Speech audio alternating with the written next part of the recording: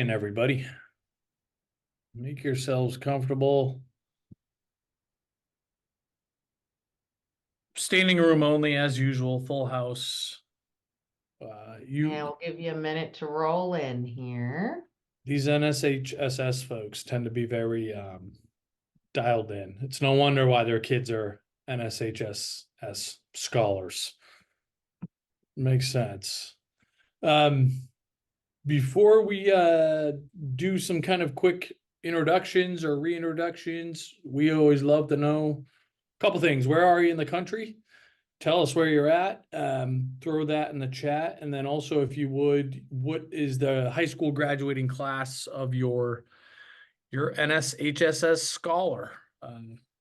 Sure, we got primarily 24s, 25s, 26s, maybe some 27s, maybe some real go-getters. But yeah, that's there we are. And we're all over the map as usual here, Peggy. Yep, awesome. State college folks. Hope you really all right. Yeah, we got a good cross section of different years. Yeah, and for you, hopefully we can bring, you poor class 2024 folks being the guinea pigs for this new FAFSA Simplification Act, as it's been very ironically named, come to find out. So hopefully sanity is somewhat in check. I'm confident that over the next hour, you're at least going to be a little bit, hopefully, a little bit calmer if this thing is giving you fits. If nothing else, I promise you've got plenty of company nationwide. Peg and I have been on the front lines for a heck of a lot of these, so we can appreciate you all having some pain. And for you class 2025 folks, I think a couple things. Number one, you can get some learnings here, but we're going to kind of start the presentation zooming out a little bit and give you an idea of where the FAFSA fits into this whole thing. So thanks for the great participation so far. Again, welcome. If you're a newbie, NSHSS family, welcome. If you're a regular, if you're a groupie, welcome back. Peg and I always love to entertain you all, hopefully teach you a few things. My name is Matt Carpenter. I'm one of the founders at College Aid Pro, just north of Boston. In our office in Salem, Mass. I live in the little city right next door in Beverly, Mass. And my buddy Peggy is out there in Seattle in the Pacific Northwest, representing all you West Coast folks. I think I feel confident you guys are in very good hands. Okay. I've been doing this. Class 2025 will be the 20th class that I've guided through this process. I've lived it and breathed it, being the oldest of three kids with two parents that trying their best, but didn't know what the heck they were doing. And my entire career has just been in this niche space. It's all I know. It's all I really care about, professionally, at least. And, and what we're trying to do is just bring transparency, bring some, hopefully minimize some stress that I think is very commonplace in this process, and just help you navigate it in the most efficient way possible, and obviously the most cost-effective way possible. That's kind of the lens that we look through, primarily at College Aid Pro. And you guys are in great hands with my partner in crime, Peggy, who I like to call the fairy godmother of financial aid, and she's very much earned that nickname, as I think you all find out shortly here. But Peggy, why don't you introduce yourself and we'll get cooking. Yeah, my background is in the financial industry. So I have twins. So probably my best credential is that I've been through this. My kids are done, graduated. I'm not paying any more bills, but I know where you sit. I've been there times two at the same time. So it all works out. That's what I'm going to say. It all works out. And, we might have a few kids on this webinar, but I think we mostly have parents. And as my mom said to me once when my daughter was younger, we were fighting, she said, you are the parent. You're the one that should act like the parent. And I knew she was right. So I think part of it, my point is your role as a parent here is to kind of keep things moderated, right? It's all going to work out. Your child's going to end up where they belong, where they're going to thrive. And this FAFSA glitch, it's just, you class of 2024 parents, you're kind of the guinea pigs of this, right? And they're moving through it. It hasn't been handled that well, but it is what it is, right? And as Matt said, everybody's in the same boat. So it's not like you're behind, right? So we'll go through a bunch of stuff around the FAFSA. We've already been in probably at least 100+ of these, right, Matt? With our pros, way more than that, right? And we've all been sharing what we're seeing. So there's probably some things we're going to share where you're like, yeah, that happened to me or my neighbor. And we'll just kind of give you the tips and tricks on this, okay? And we'll lay it all out. So it should relieve a lot of stress. And then you'll be able to move forward with this piece. Oh, one thing we didn't mention, if you are a newbie, please put your questions in the Q&A. We might ask you to put something in the chat, and that's great, like where you're from, year, but put questions in the Q&A. Matt and I have one place to look when we're not presenting. You can be anonymous. And we have a lot of people live on this webinar, so we're just probably not going to get to every question, so please give us grace around that.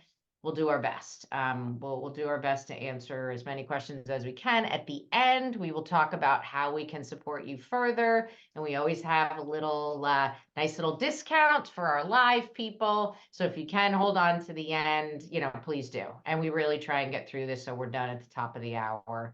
We're respecting your time. So let me share my screen and let's get started. All right. And also, I love those little emojis, and so does Matt. So if you're feeling any of them, just send them out because it's super fun to see that flying too. Okay, so here we go. Thank you.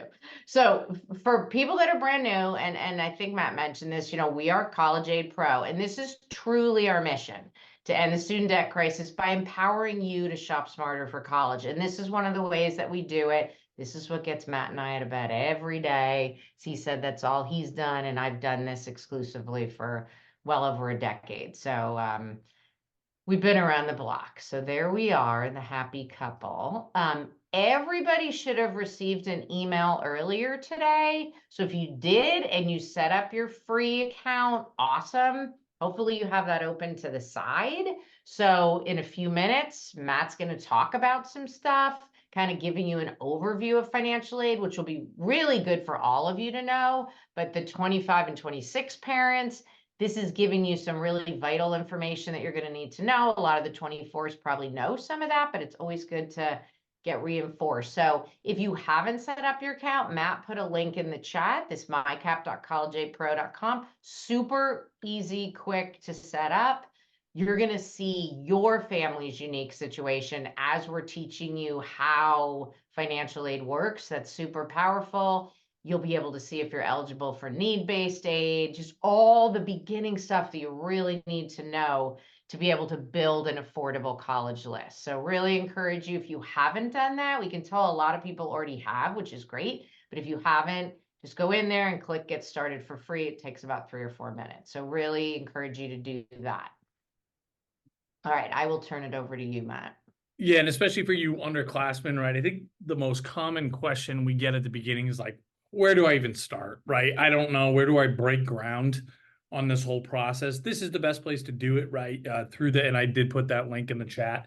It's just going to tell you your financial aid eligibility, your scholarship eligibility, and kind of set the foundation of the baseline for where you guys specifically are at. So some of the stuff is a little bit redundant for you class 2024s, but I think it's helpful to hear some of this stuff because of course the FAFSA is a vital piece of this process, but it's a smaller piece to the overall puzzle here. And to again take a second to zoom out, well, what is financial aid? Well, it's anytime we're not paying the full sticker price or the full cost of attendance at a college. And there's 3 broad buckets in which we can be eligible for financial aid. And it's relevant because in most cases, in order to guarantee that we're at least throwing our hat in the ring for all of these buckets at every college, we got to do and submit the FAFSA, regardless of our financial aid eligibility. That's a very, very common myth that we run into on a daily basis many times over. We talked about it extensively at a larger team meeting today to kind of just say, how do we educate more people that even if they're not eligible for financial aid, they got to be doing this form for all the upside and some of the entitlements that come with it. So 3 basic types of financial aid: need-based grants. That's great because it's free money just given based on our family's financial strength or lack thereof, and then the particular colleges that we're applying to. There's this huge spectrum in terms of how generous or not particular colleges are. That's why we're always, again, pointing people back to our software so we can say, well, you go check to see how generous Pepperdine is versus USC versus Northwestern or whatever it happens to be. Merit-based scholarships, I think, is the most common or kind of phrase that you all are probably familiar with when it comes to discounting, right? Hey, this is a money that's going to be given, discount that's going to be given, not anything to do with your family's financials, just based on your kid's credentials. But something I want to point out here too is a lot of people, I think, tend to be like, well, that doesn't apply to our kid. We have an average student, right? There are hundreds of colleges that give scholarships to every single kid that applies to that school, right? It's just a matter of figuring out, okay, well, which one of these are also going to be good fits for our family? Okay. It's also important, and we'll reiterate this tonight, some colleges, if you want to even be considered for scholarships, you got to do the FAFSA, or in some cases, the CSS profile. Self-help is the last type of quote unquote financial aid, in most cases, the least desirable, because it's really a sexy term for loans. This is money that is going to be deducted from our bill, but in most cases, we're going to have to pay back plus some interest. But if we do and complete and submit the FAFSA, we're going to be eligible for what we think, and we support it with evidence, is the best possible student loan program that you can be eligible for. Again, got to complete the FAFSA to do that. Go ahead, Peggy. Next slide, please. Okay, so and again, just taking one more minute for education here before we go through a quick case study. This is the calculation, the basic formula that every single college uses to determine every family's eligibility for need-based financial aid. That's the cost of attendance, or their sticker price. So now there's dozens of colleges, dozens, which is still crazy to say, that cost over $90,000 a year, their sticker price. But that doesn't mean that's what we pay. In most cases, we don't pay the sticker price. To find out if we're eligible for need-based financial aid, a dollar amount is going to get assigned to our family, the student aid indexed. And at most colleges, that dollar amount that gets assigned to us is completely based off of the FAFSA result. Okay. So we're going to deduct that SAI from the cost of attendance. If it's lower than the cost of attendance, that's how much need-based financial aid we're eligible for at a given institution. So if the institution is $90,000 and our SAI is $40,000, we're eligible potentially for $50,000 worth of need-based aid. Potentially is really important there, because some colleges will give us all of it. Here's $50,000. We meet 100% of needs. Some colleges meet 50%. Some, all ends of the spectrum. But that's the basic foundation. So that's why we want you to know as early as possible, well, what's your family's SAI going to be, and how generous or not are the colleges that you're considering whether it comes to need-based financial aid, merit-based scholarships, etc. And Peggy, if I can share my screen quickly, please. Yeah. And maybe if you want, I know most of you guys have got your account set up already, but I saw a few other folks asking for it if you want to pop the link in the chat here. But so yeah. Just to give a really quick tour of you guys, most of you have set up your accounts already. So you already know whether you submitted the FAFSA or not, what your federal student aid index is. This is going to be the dollar amount that's going to be the result of submitting your FAFSA. The institutional SAI is the methodology that a lot of these private colleges use, at least some variation of. Amherst College, NYU, Boston University are a couple examples here. And oftentimes there's a range, because most of these consider your home equity fair game to varying degrees, right? Most of them, if you're a split household family, if you're divorced or separated, they're going to look at both households, whereas the federal SAI schools just look at one. I'm telling you more than you need to know, but where I want you focused, especially as you're a little bit earlier in the stage, is not so much on the sticker prices of colleges. What are they actually going to cost you? Okay. And if you click into any of these schools, we're going to show you every single scholarship at every college in the country. When it comes time to look for private scholarships, every private scholarship in the country is baked in here. But we just want to make sure that you're taking advantage of what you have at your disposal. Because for you, class of 2024, the next step for you is going to be uploading your award letters. And we're going to, number one, help you translate it, but number two, tell you, did you get a good award? is this a fair award for BU versus BC or whatever college you get accepted into and get an offer from? But again, as kind of a baseline, the FAFSA is a small piece in the puzzle, but this is going to allow you to get some more context.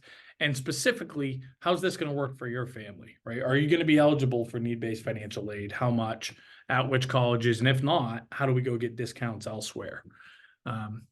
So Peggy, if you want, I think there's one more slide before we get granular on the form itself here.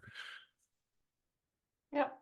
Hold on. I'm a little ahead. There we go. That's the slide you need. So just some reinforcers. You guys heard me touch on some of these already, but there's millions and millions and millions of dollars each year that gets left on the table because people self-select out. They make the incorrect assumption that I'm not eligible for aid. I'm not going to bother with this big pain of a process. They leave money on the table. Do not make that assumption, okay? I talked about the fact NYU is actually a great example. If you want to be eligible for their merit-based scholarships, you have to complete the FAFSA and the CSS profile. One of our colleagues is the director of scholarships at the University of Oklahoma, Mike Hinderman. He talks about the fact that at his school, they're not even going to consider you for appeals unless you have submitted the FAFSA. You can't even appeal for scholarships, for financial aid, anything. Another one of our colleagues, Ryan Callahan and Josh DeMayo, they're the financial aid directors at Harvard and at MIT, and kind of same deal. They tell us about the fact that if something happens and you go to appeal and maybe the student's junior year in college, but you've never applied for aid before, we're probably not even going to hear your appeal. So you need to throw your hat in the ring because who knows what's going to happen, right? And then you also heard me talk about the fact that everybody, I don't care if you're a billionaire, you're entitled to complete the FAFSA. You're going to get those really great federal government student loans that you can use. Even if you don't want your kid to borrow money, take out those loans, you pay it off on their behalf, and they graduate with established credit. So it's a nice little perk if you have the means to do that. All right, Peggy, I'll get out of the way, buddy. And just a reminder for those that are relatively new, please put all the questions in the Q&A as opposed to the chat. Yeah. And we will send out a recording. We don't send the slides, but we will send you a recording tomorrow. Okay, so one thing I'm thinking most of you 24 parents have done this, but in case any of you haven't, you got to do this ASAP, like today. You need to get a federal student aid, FSA ID. The URL's here. Make sure you're on studentaid.gov and not some copy site because you're going to be putting in your social security and your date of birth. You're going to create some security questions. All that information you need to save because you're going to need it every year to go into the FAFSA and submit this every year for 4 years. So if you haven't done it, the student will need to get it and the parent or parents, and I'll discuss that in a minute, who's going to need it. But definitely the student across the board needs it, and one of the parents is going to need it in almost all cases, if not two, once in a while. So I'll get into that detail. Go ahead and do that because it can take a few days to process. They're checking that you are who you say you are, and then you'll get an email saying you're good to go. So take care of that right away. So if you've been following this, if you have a senior, you might know some of this, but the FAFSA went live. I think it was around the 30th, but it went live, or maybe it was the 31st. It went live into what they called a soft launch. So that's over now. What that really meant was that sometimes it was going to be down, sometimes it was going to have scheduled maintenance. Knock on wood, that shouldn't be happening anymore. So the FAFSA should be live 24/7. So when you go on, and I'll show you some screenshots in a minute, you should be able to get in, no problem. You shouldn't have a problem clicking on the button and logging in, but there are glitches. And I've already answered one question in the Q&A about somebody saying, I logged in and now my child can't log in.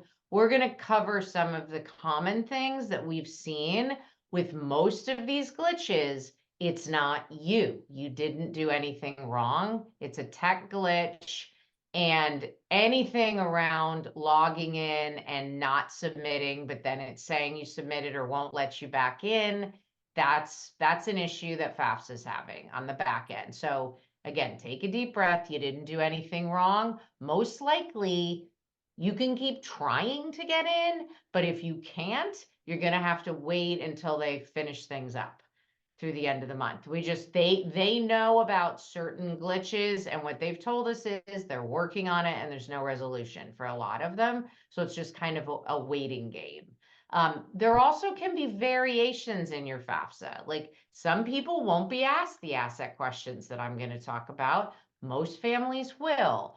Most people will not be entering their income information. It's going to automatically pull from the IRS, but some families will be prompted to add it. So it's yours might not be the same as your neighbors, right? Or your best friends or your sisters. So just keep that in mind. They can vary some. And again, that doesn't mean that anything was done wrong. So if you have any issues, the best thing to do is try and return to the form and see if, if you can complete it at that point. So what's the timeline? I've already had questions about deadlines. So basically on the back end with federal student aid, they are not sending any of the information from the FAFSA to all the colleges until the end of January. So keep that in mind. So no college is going to get it. We have had situations where parents, I had a dad I was meeting with, and he was frantic because the deadline was January 15th on the website. Sure enough, I looked it up. It was January 15th. I had my colleague call the school. They said, yeah, we just want parents to be proactive. We understand that there's problems with the FAFSA. We understand that we're not getting any information until the end of January. So basically they said it's not going to affect any family that gets it in later than the 15th. So I wish they hadn't put that on their website because it creates more stress for all of you. If you have other schools that have a deadline that's coming up or maybe past, pick up the phone or email them and just say, look, I'm having issues or I haven't gotten it in. I know you're not getting this information. How hard and fast is this deadline? Just ask the question to make sure, because if it's a hard and fast deadline, because I'll show you in a minute, when you submit that FAFSA, there's a process date.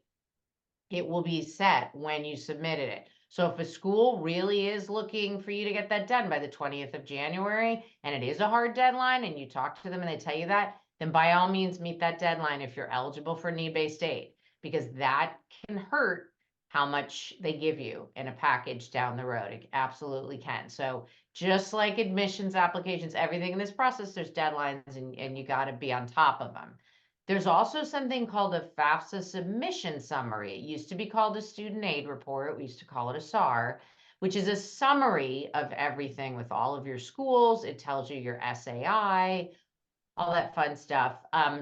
That's not going to be available to the end of January. Your child can log into their FAFSA and see the submission summary, but that's not going to be available yet. So don't expect, if you have an older child and you're used to that, or you did it for yourself for school, that's how that's working. So that's the timeline. I think most schools, and chime in here, Matt, if you think differently, but most schools have deadlines into February, right? They know what's going on, and they're not having deadlines in January. They're not. I mean, I would really say at least, right? The basic feedback we've got is like, I think the earliest quote unquote deadline, and again, you can't quote me on this because every school's its own business and there's over 4,000 of them. So of course I can't speak for all of them, but all the feedback we've gotten, and there's a decent sample size here, is like, we are going to be completely lax on deadlines this year because the whole system wide, we're colleges and consumers alike are at the mercy of the system right now, right? And I think you did say this, Peg, but let me reiterate because we're getting a ton of questions here. If you've already submitted something, you made a mistake. Plenty of you are going to hear some things tonight. We're like, oh man, I wish I knew that before. You're going to be able to make corrections, but it's not going to be until quote unquote late January. That's as precise of a timeline as we have at the moment, right? So again, all we got to do is sit tight here, but just know system wide, this is happening to so many of you as parents, as students, and even colleges. So just, you're not going to be punished for the system having a really hard time with this kind of reboot this year. Yeah. There's going to be conversations with the colleges, and I think they're gonna have empathy, and they're most likely going to play ball. I mean, because it's been a challenging time.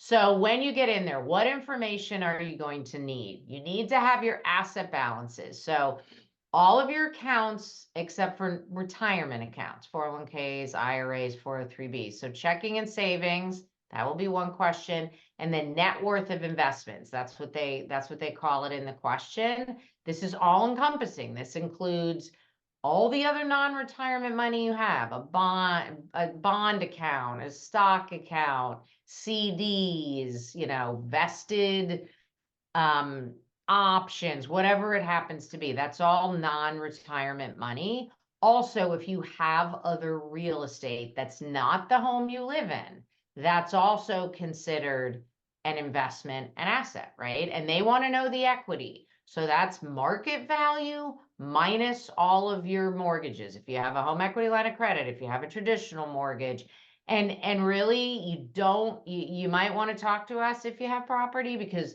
you want to be honest, but you don't want to overvalue your property, right? So there's strategies around that to not be committing fraud, but putting your best foot forward on the form. So those are the two categories. 529s also fall in that category if you're the owner as the parent that's submitting the FAFSA. In a minute, we're going to talk about divorce families.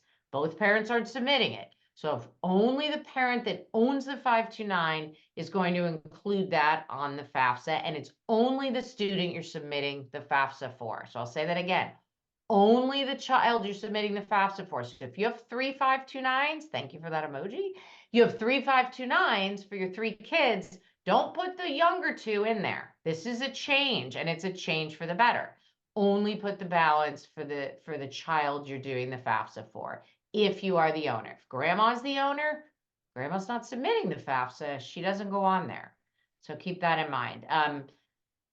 For income, most people are going to answer some pretty basic income questions. And then, as I'm going to talk about in a minute, all that info is going to pull from the IRS. So you're not going to be putting in your adjusted gross income and your federal tax that you paid and your earnings like before. None of those questions are going to pop up because you have no choice. It's automatically going to pull, except in a few exceptions that I'll talk about. If you're a business owner, there used to be an exclusion if you were a small business with less than 100 full-time employees. That's gone. So you're going to have to put, that's the third question on the asset page. What's the value of your business? This is another thing that we recommend you talk to us about. Some people's business value is literally going to be 0, others is not. So there's ways to think about this, just like real estate, where you want to be honest, but you don't want to overvalue. And I will say, it could be 0 and that could be honest. So that's something you can talk to us about. And of course, you need the list of colleges. You can put up to 20 schools. I'm not a counselor, but I can't imagine somebody would need to apply to more than 20 schools. But if you do, you'll submit it.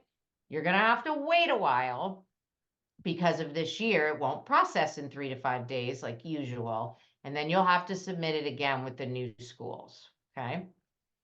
All right. So how do we actually get started here? You're going to go to FAFSA.gov, and then it's going to move you to a different URL, studentaid.gov/da-da-da-da-da. Just much easier to remember, FAFSA.gov. Then you're going to click on Start New Form. You're starting a new form. Okay. Here, what we recommend is you put in your student's FSA ID and password. This is the only way to get into the FAFSA now. You can't get in with the social security number to date of birth and say you're the parent. So if you have your child with you, you log in under theirs. This is how we recommend you do it. Start with your child's. Parents also have an FSA ID and password that they're going to use, and I'll share that in a minute. But this is the way that we recommend that you go in, because there's been a major glitch about parents doing their FAFSA, submitting, and then not being able to get into the student, or the student doing most of it, flipping over to the parent. And I've had this several times, and then parent submits, and then the student can't finish, and it says it's done, but it's not. Okay, so can't guarantee that you won't have a glitch, but we do recommend you go here, put in your child's FSA ID and password, and get into the FAFSA. So this is the flow. This is the information you're going to be putting in. And this is a slide right from FSA, right from Federal Student Aid. There's going to be some questions about personal circumstances, all the information that you put in, both of you, for your FSA ID will flow in. So demographics, address, all that kind of stuff. That'll all come in. So hopefully that's all accurate and right. That'll flow in. A lot of it you can adjust, okay?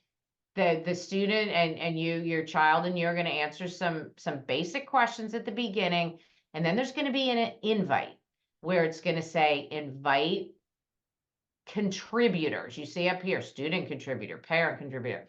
This is the term that the government used. It's a loaded word, so I want to make it super clear, and I have a slide in a minute, that it doesn't mean that contributors have to pay for college. It just means that you have to contribute, you have to consent and contribute your federal tax information. That's what it means. A parent who has no interest in kicking in doesn't need to because they submitted the FAFSA, but without doing the FAFSA and contributing and consenting, your child will not be able to get any endowment money from many, many, many schools and federal aid and state aid. So it's not wise to not do this. You're going to be leaving tens of thousands of dollars on the table, okay? So that invite will come, and then you see here, there's student demographics, student financials, most of which will pull from the IRS, list of colleges, and sign.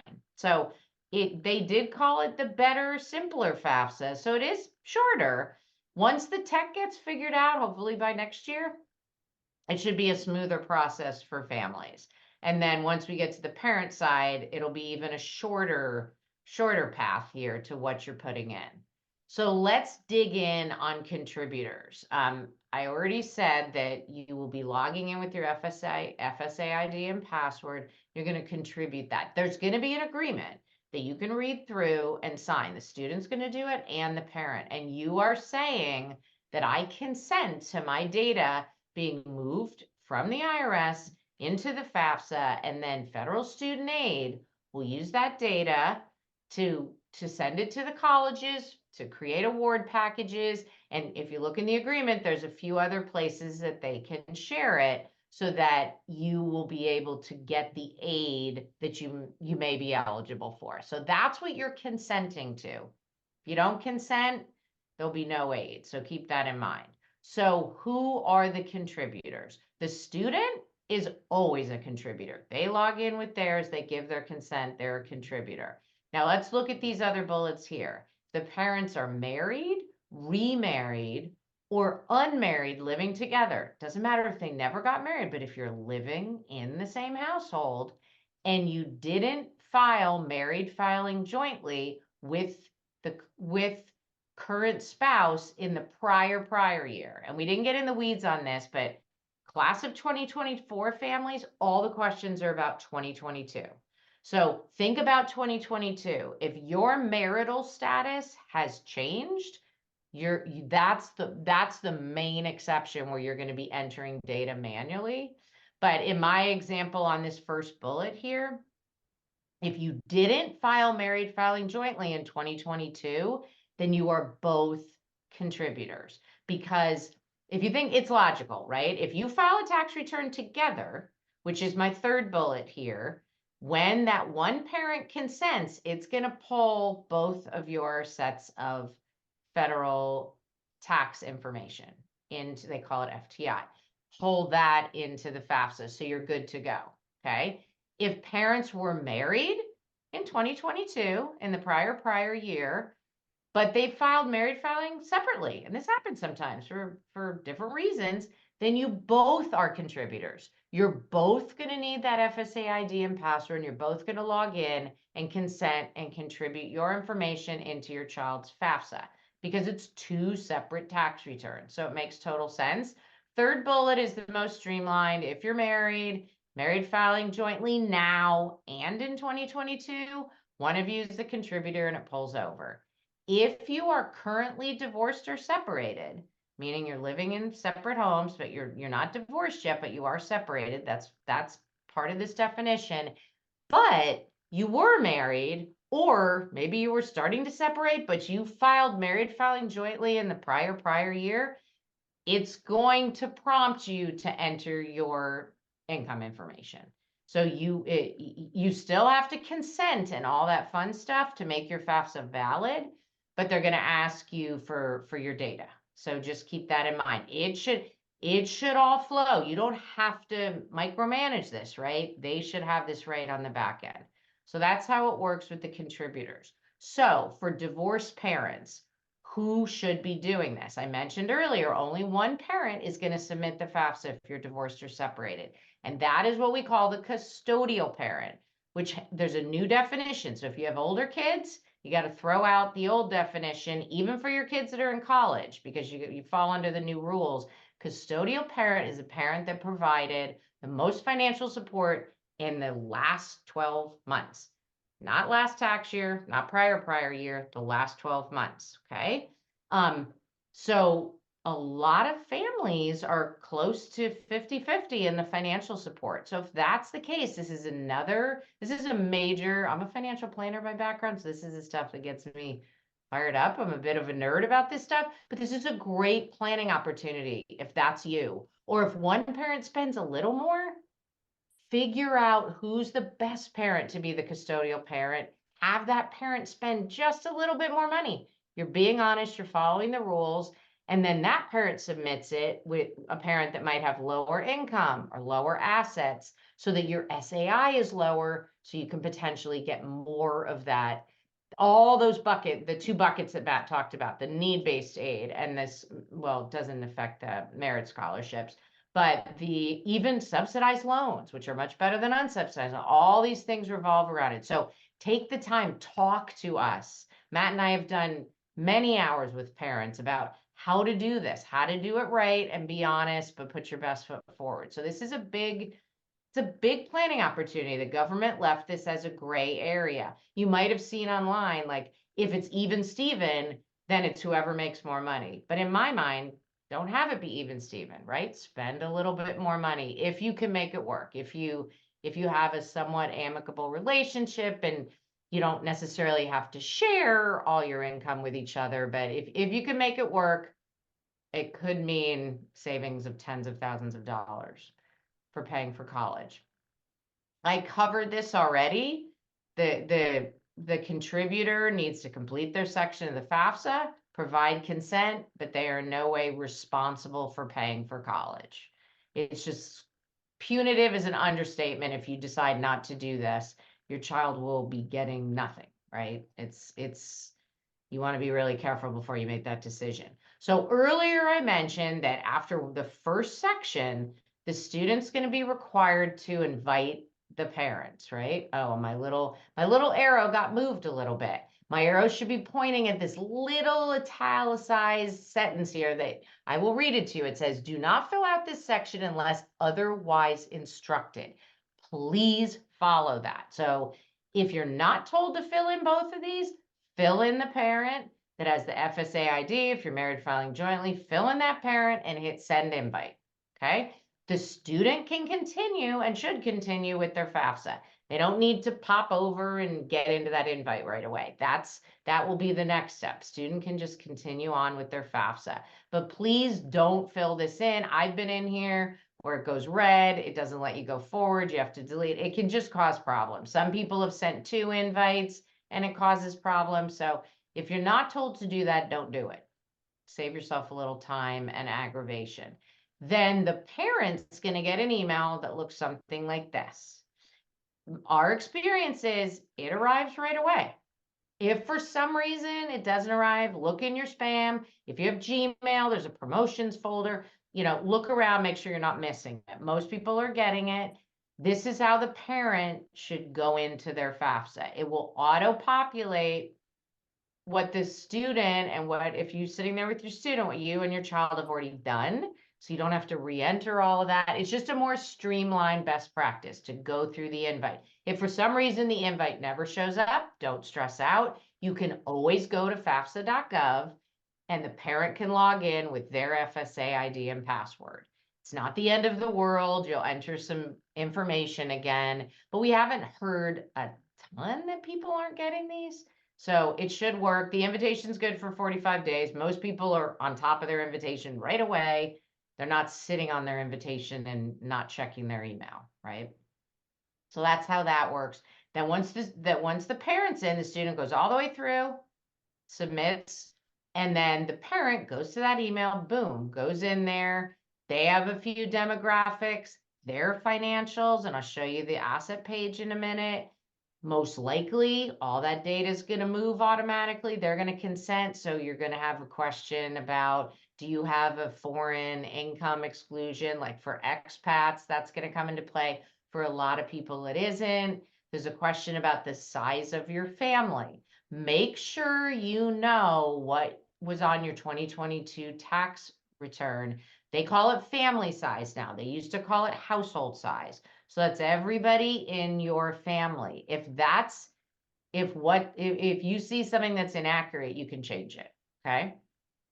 So that's the flow for the parents.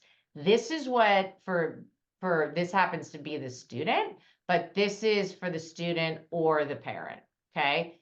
It's checking and savings. Like I said earlier, net worth of investments, including real estate, but not the home you live in. That's a big, big mistake that people make. Shoots up their investments and it shoots up your SAI. So only other real estate besides your primary home. And then down here, as I mentioned, if you have a farm, I didn't mention farm, so that's my bad. If you have a farm or a business, that goes here and there's no exclusion. But again, make sure you're not overvaluing those things. All right, let me keep going here. Okay, so what is the deadline to get this in? I already talked about this a little bit, but each college sets their own deadlines. If they're, like Matt said, if they're all into February, say just for an example, say that you look up all your child's deadlines or they look them all up. What I've always said in the past, even before the new FAFSA, is figure out the earliest deadline and shoot to get it in 3-4 days before, because you can lose power, right? Anything can happen. Your internet can go down. If you wait till the last minute, then you're missing a deadline. Okay. Doesn't mean you can't submit it earlier. A lot of people just want to get it done. Forget about the FAFSA. I totally get it. You want to just get it off your plate and get it done. So if that makes you feel good, you sleep at night, just get it done, right? But you don't want to miss deadlines if you're eligible for need-based aid. So it's a little laborious if you've got a lot of schools, but you do want to check the school's website. The easiest way is to Google Vanderbilt freshman priority financial aid form deadline. Hopefully that'll get you a link, at first or second link, that'll take you right to the spot on the website instead of going to the homepage and messing around. But I strongly recommend that you look that up to make sure you're meeting the deadlines. So then once the parent submits and the student submits, your child is going to get an email, not you. And my experience, it's immediate. Like it comes right away and there's some key data on there. There's DRN number that's always been there forever and ever. Also, I should put a box around this top thing, but it says the submission date. This is important. So if a school comes back and says, we never got your FAFSA, this email is vitally important because it says, yep, I submitted it. Here you go. Here's my proof. I'm not late. So your child's going to get this. My kids are 30. They kind of pay attention to email, but not that much. And your kids are younger, so I'm sure they look at email even less than mine. Make sure they're watching their email throughout this whole process, not just this piece, because colleges may send really important information. They should forward it to you, print a PDF, do whatever you want to do so you've got this. Doesn't get lost and you can't find it, right? This is a really important thing to keep. And it's also telling you your estimated student aid index. It says estimated, so it's not an official number. But if you've set up your account with us, you've got some estimates of your SAI. And if you put in good data, you've got some pretty dialed in good federal SAI estimate. You can compare that because you're not going to know exactly the data that moved in from the income. But this is good information. And as Matt said, what this means for this family, that they're saying this family could afford almost $96,000 a year, right? It's not for 4 years, it's for 1 year. So very important to keep this email. It's got some other information on it too. So just wanted to give you a visual on that. All right, I'm going to turn it over to you, buddy. Awesome. And look at guys, we're doing our best on questions. We're not going to be able to get to all of them tonight. We've got over 200 questions so far. 101 answered, though, Peggy. Not Man, bad. you're rocking it, dude. Doing my best there. And especially all these questions, we're getting a ton of questions, which these are the questions you should be asking. How do I value my business? Which parent should complete the FAFSA? We're a split household, divorce, separated families. How should I value this property? We have a property overseas. It would be reckless of us to make any firm recommendations for those types of questions, right? We can't do that. I promise in about 10 minutes, I'm going to tell you, well, how can we help you there? Because you should be talking to us, right? You're in the right place and we want to help literally every single one of you. And I'll tell you how you can book some time with us one-on-one and what your kind of options are on that front. But I promise I'm not ignoring you. But those are just longer conversations, right? We got to unpack things and get specifics. And I think you guys get it. So you've heard a variation of just about all these bullets already. Right. So we know that the family that they want to complete the FAFSA is the one that in split household families is the one that provides the most financial support. There's some gray area there. Let us help you be smart and strategic and take advantage and use that gray area to your advantage. We know that now this one of these terrible new FAFSA rules is if you're going to have more than one kid in college at once, the federal formula is not considering that anymore. We're going to talk and kind of show a slide about how that should be a kind of a red flag of in terms of how to hopefully still take advantage of that and use it to your advantage if that describes your families. Obviously, business owners, we've belabored a bit, trying to look at that as an opportunity there. And these last three bullets are some of the good things, right? There's more money for the families that need it most. Full stop. That's, I think, universally being celebrated here. We're not being punished if we have 529s and other younger siblings' names, for example. And we're not being punished anymore for making contributions to our 401ks. Those aren't going to count against us. So there's definitely some wins in here. We just got to kind of get through these losses and figure out how to use them to our advantage. You can probably go to the next slide, Peg. Sure. Yeah, and I'll say too again, you've heard me say it, you've heard Peg say it. A lot of these challenges that you're having are just system-wide issues, right? And getting into the accounts and kicking you out. Most of them are system-wide issues. Do your best to be patient and just like take a step back. Again, you can bring us into this and we can help you one-on-one if you want. But even if you don't go that route, just know that it's probably a system thing, probably not a you thing. Okay. Now, something that's relevant that we talk about all the time is we want every single parent, every single student to have this mindset that when I get accepted into a college and I get a financial offer, whether it's scholarships, whether it's need-based financial aid, whether it's both, I don't want to accept that first offer. Okay, I want to go back and appeal. We're negotiating, but the important word and the vernacular does matter here. The word we're using is I want to appeal for more financial aid, more scholarships.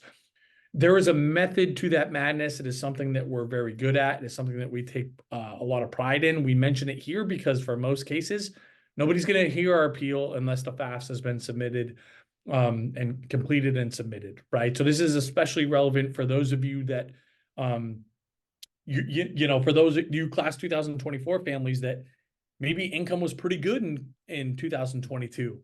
And they're only looking at 2022, but not so much in 2023, or maybe it's not looking promising for 2024, or maybe you're one of these families that's going to have more kids in school at once and you want to appeal based on that, right? There is a method to this madness. Again, it is something that we're really good at and take a lot of pride in, but at least like to share that this is a thing. Because most people we get in front of didn't even know this was a possibility that we could go back and ask these colleges for more money. Now, it's not that easy. You can't just go say, hey, I want some more money. This is really expensive. But if we play our cards right, that's a massive opportunity. And I think you can go to the next slide here, Peggy, before I grab the reins. But yeah, this is just, again, another big appeal opportunity here where you know, this new rule states that, yeah, it's not baked into the formula, that if we have more than one kid in school at once, they're going to give us a break. However, they're still asking this question on the FAFSA, and it is still something that, again, we know that again, if presented the right way at the right school, we can still get some breaks here, having more than one kid in college at once. This is not necessarily a lost cause, even though the rule went through against our wishes and efforts, really. Yeah, I mean, this is that's a huge thing, because it means, okay, your SAI is not automatically going down, but you've got a great opportunity to reach out. So that's another place where we can step in and massively help you do your appeal correctly. Because there's a way to do that. And that's a whole nother webinar in and of itself. But we just wanted to let you know, all is not lost, and you can definitely reach out. 100%. So let's, something that me and Peggy and I always say is that we've failed you if you kind of show up to these presentations and that's it. We don't get any engagement beyond that. And maybe engagement beyond tonight is just continuing to pay attention to what we say. But there's kind of three broad buckets in ways that we can help you, or at least to simplify for tonight. I think that for most folks that are in the class 2024, obviously FAFSA is kind of front of mind. At a minimum, what we recommend is that you book an hour with us, book an hour. So if you've already submitted the FAFSA, we can take a look at it and say, do we make any mistakes? Can we do better here? One of our colleagues is the former director of financial aid at USC, University of Southern California. And his quote that he references all the time, because his experience, that 7 out of 10 families make a mistake on the financial aid applications that cost them money. Okay, don't be one of those. And so at a minimum, we recommend that you book an hour with us. And just to quickly show you where you do that, you can do this right within your, sorry guys, where did I go? Right within your CAP accounts. Okay, so if you've already created a free account, right, you can just go and upgrade. In the top right, you can just either hit upgrade or talk to an expert, and you upgrade to software plus expert, and you can book an hour with me, Peg, or anyone on our team, and you can't go wrong. I promise you, if you're going to get a return on that investment, and some, in many cases.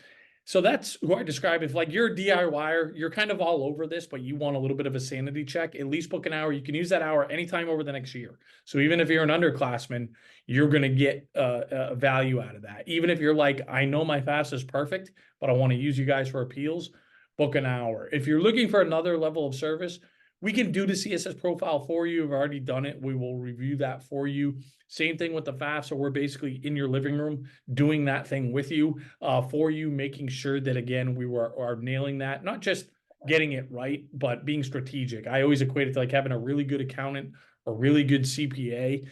It's not just, we don't just worry about who needs what, where, when, and how, but it's the how that's important. How do you present your situation so you're going to get the biggest discounts possible? So that's these things like how to value our business and how to value this property, things like this. That's where we're going to give you a ton of value.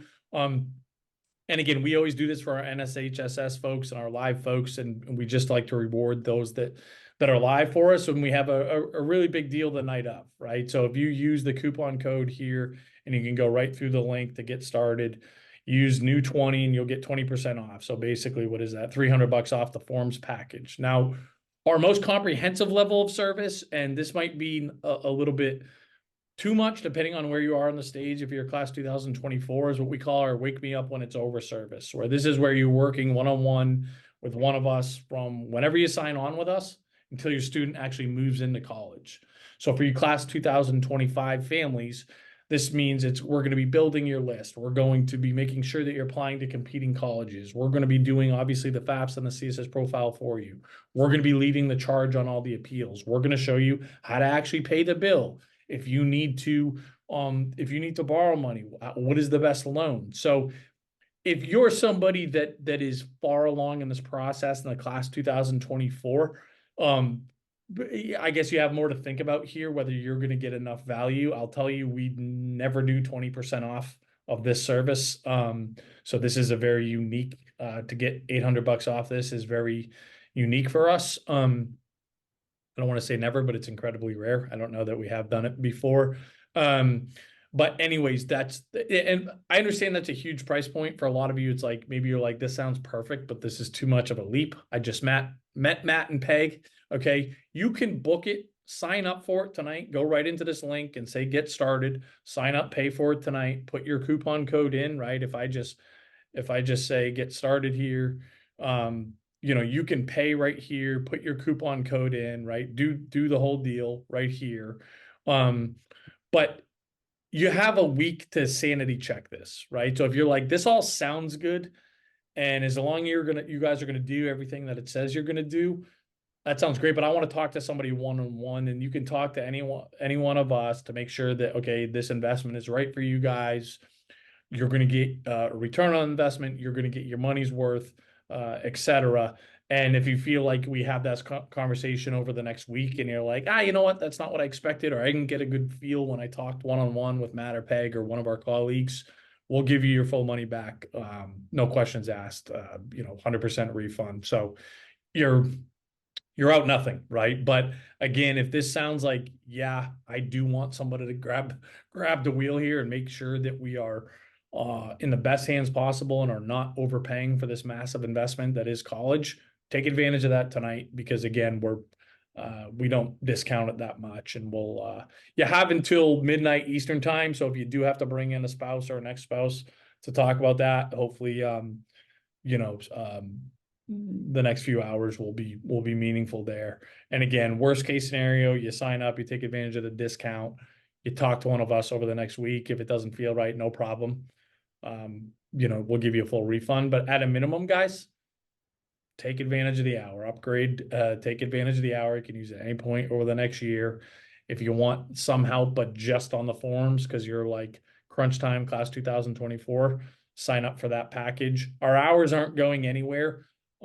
There's some, we can only do so many forms package and so many wake me up when it's over services. But anyways, take advantage of the great deal. Well, and I put the link to this page that Matt's showing you in the chat. I can, I'll do it again, so it's at the bottom there. Yeah. Because And for the full service, you want to sign up through this link. You can't get into the full service through the software. That's where you sign up for your hour on the far left. The other stuff you want to sign up through this link. And we're going to send you an email tomorrow with the recording and all of this. But this 20% discount is for you live people, right? So if, as Matt said, if this is what you want to do, definitely jump on it. Because tomorrow there'll be a discount, but it won't be as big. be as generous. We'll give a little something for those that couldn't make it live, but it won't be like tonight. Oh, and the question is for junior parents. You guys are in the sweet spot for either the wake me up when it's over package or just an hour. I mean, the forms package is fine, and you can put it on hold until next year, and we'll honor that. Plenty of people signed up for it already. But you're probably a better candidate for our wake me up when it's over service or the premium plus expert. Would be my recommendation there.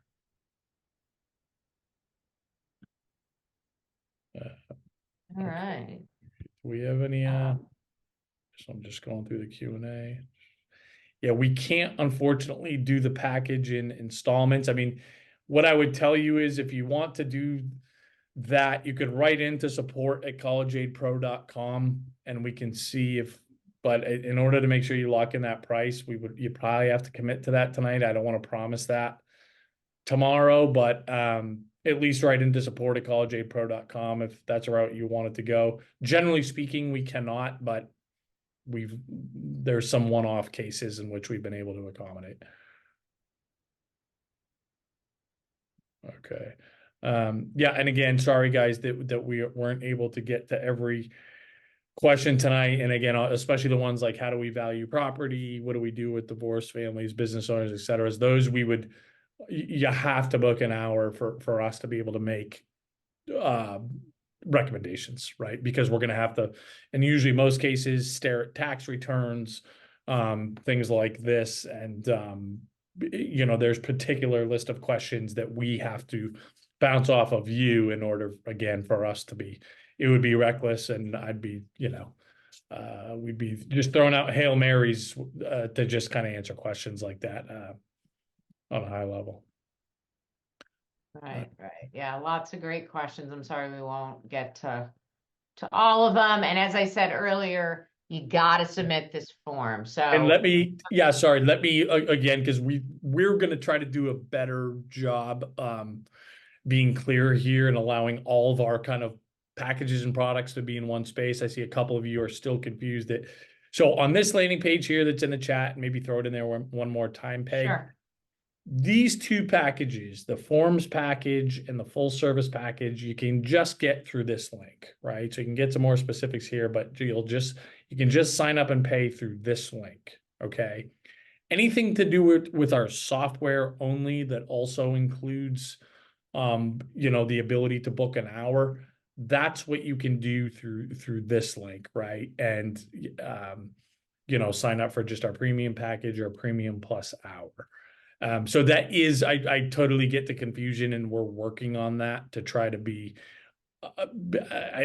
clearer for you all. And Yeah, I just put both of them in the chat with an explanation. So hopefully that's clear. And if you click on it in the chat, it'll open up in a different tab. And then when we finish in a minute, you'll have it right there, and you can start clicking through and pick either the forms or the full service, and you can go through and sign up. So just make sure you click on the link that I just popped in at 5. Yeah. And Yeah. And so appreciate you. Be streamlined. Okay. Well, that's a ton of information in a short amount of time here, guys. Great participation. Awesome. We get over 200 questions, Peg. I mean, this is our type of crowd. We love the engaged crowd. That's all stuff. Makes it fun for us. So we appreciate that very much. So hopefully you got a few tidbits.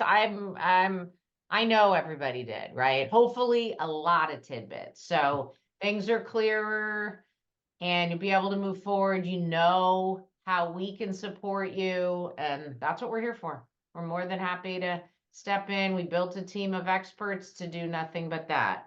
Because Matt and I were overburdened. We couldn't take it, couldn't help everybody. So we had to build a team. So that's what we did. Yeah, no doubt about it. Well, Peggy, glad to have you on my team, pal. Right back at you, buddy. And we'll see you tomorrow. All right. Have a good night, everybody. Take care. Bye.